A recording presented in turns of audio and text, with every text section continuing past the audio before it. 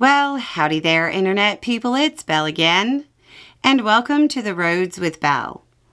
Today is April 20th, 2025, and this is episode 87 of The Roads Not Taken, which is a weekly series where we go over the news that was unreported, underreported, didn't get the coverage we felt that it should, or we just found it interesting.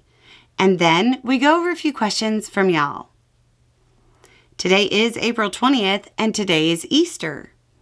And on this date in 1979, President Jimmy Carter was attacked by a swamp rabbit. The reality was, the rabbit was probably not actually trying to attack him, but was more likely just looking for a dry place to be. Seriously, Google it. And starting with foreign policy, Chinese leadership is running an international charm offensive, focusing on Asia, and seems to be having some success. The U.S. abandonment of soft power is likely to cost the country for decades to come. The U.S. air campaign over Yemen struck a fuel terminal, and it raised a lot of concerns over the effects on civilians in the country. The president of France has indicated that making Haiti pay for its independence was unjust. It looks like a commission is being set up to look at the history. The U.S. and Iran are talking about a nuclear deal, which, by the details coming out so far, doesn't really seem much different than the deal Trump walked away from. Maybe there's more that hasn't leaked yet, but right now, there aren't major differences. The Israeli defense minister has indicated troops will remain in Gaza indefinitely. Russia is telling Germany not to send Taurus missiles to Ukraine, or they risk becoming a party to the war. You know, just like when they said not to send ammo, HIMARS, tanks, planes, and so on. It looks like Denmark might be sending troops to Ukraine to learn about drone warfare. It's definitely not a two-tier thing. Wink, wink. In U.S. news, U.S. Senator Chris Van Hollen traveled to El Salvador to meet a man the administration claims was deported by error. The man was initially held in a notorious prison in the country, but has since been transferred to a jail, where he says the conditions are better.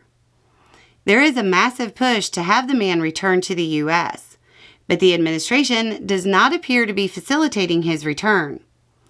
The legal battle over this is expected to drag on. Other U.S. lawmakers are expected to make trips to El Salvador soon. Reporting says the administration is looking to remove civil service protection from about 50,000 government employees. That would make it very easy to fire them. Trump wants to cut 90% of personnel at the Consumer Financial Protection Bureau. Currently, a judge has stepped in to pause the action. More than 300 U.S. scientists are seeking access to a French program that will have them move. U.S. brain drain is officially underway. Puerto Rico lost power after all of its power plants failed. The U.S. needs serious infrastructure investment. Trump ousted the IRS chief 3 days after appointing him. In cultural news, after Trump's attack on Harvard and threats to rescind its tax-exempt status, donors have been flooding the university with money. Also, the Trump administration claims that the letter sent to Harvard that started all of this was a mistake. In science news, a doctor reportedly was talking to parents and children in a clinic set up to deal with the measles outbreak, while he had measles. This is a doctor who Health Secretary Robert F. Kennedy Jr. recently praised. If this hasn't become big news by the time this goes out, it will. A live colossal squid was caught on film in the ocean for the first time. The UK has reportedly developed a tech that knocks drone swarms out of the sky. In economic news, Trump seems to be looking for somebody to blame for the economic state. It looks like Powell, Bessent, and Lutnick are shaping up to be the top choices. The bond market continues to signal it's unhappy with the state of the economy.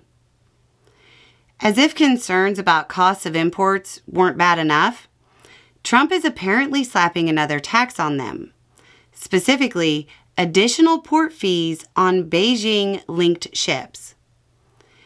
Any cost added to transport the goods to the U.S. will be passed on to the U.S. consumer. In oddities, a ranch dog in Arizona found a lost 2-year-old and led him to safety. What's that, good boy? There's a toddler in the wilderness. A recent appointee to the office of the Secretary of Defense posted to social media indicating he would be, quote, helping ensure our country is viewed as a force not to be reckoned with. Not to be reckoned with. I'm not sure that sentence means what he thinks it means. On to the Q&A. Do you have any idea why the miscellaneous order from the Supreme Court regarding renditions to El Salvador calls the case AARP v. Trump instead of ACLU v. Trump? So, that is actually a person, not a Retired People's Association. You're not the only person to send this message. In some of the documents, it says, applicant AARP is a Venezuelan national who is detained at Blue Bonnet Detention Center in Anson, Texas. AARP fled Venezuela because he and his family were persecuted there in the past for their political beliefs and for publicly protesting against the current Venezuelan government. I work at the Ford plant in Kentucky. Am I F-worded? This actually says F-worded. Well, there hasn't been any official word saying layoffs are coming, and there are ways to avoid layoffs. But I don't think you're crazy for being worried. There's a lot of uncertainty. I wouldn't jump ship, though. There's still a lot of developments coming, I'm sure. I manage a restaurant and a casino in Northern Nevada. We rely on regional and international visitors coming to our fabulous location to spend their money. International visitors are noticeably down, and locals are taking your advice, not ordering apps and getting a soda instead of a margarita. This past Friday night at 7:30, I had 2 tables in my dining room. In over 30 years in restaurants, I don't ever remember a Friday night like this. The past few weeks, our covers are significantly down and check averages are too. This means I have to cut back on staff.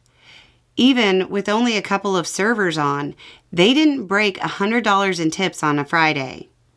With local rents as high as they are, that math does not work out. Trying to take what I learned from your team and apply it to my workplace, all I see are danger signs flashing.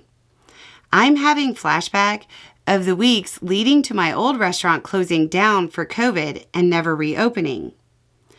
What advice would you give those of us in the service industry who see hard times ahead?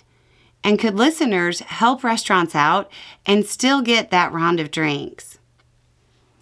Yeah, being in a tourist area is going to be tough. Not just are international visitors down, and that's already verifiable in stats, in-country visitors will be down too, but we won't have proof of that for a while. If I was running a restaurant, I'd try to anticipate customer shifts in behavior. I don't know how you can do this in a casino, but maybe get scheduled groups to come in each day.